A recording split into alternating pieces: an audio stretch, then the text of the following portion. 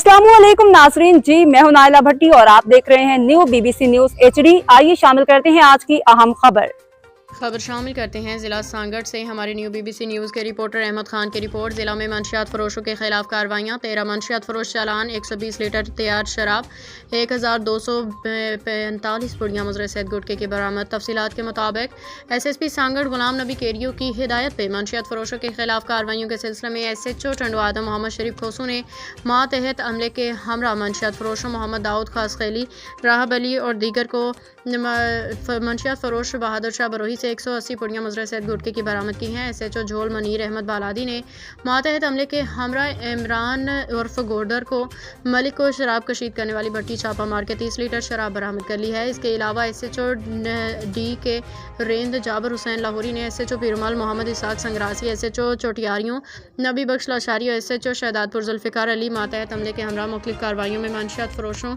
साईं बख्श बागरानी, मिठू मला, अहमद भट्टी, साजिद और दीगर से 90 लीटर शराब बरामद की है। आर्जी रिहायशी एक्ट के खिलाफ वर्जी पे मंगली पुलिस ने मुलजिम गुलाम अली खिलजी पठान को भी गिरफ्तार किया है। अब तक के लिए इतना ही। मज़ीद खबरों और अपडेट्स के लिए देखते रहें न्यू BBC न्यूज HD।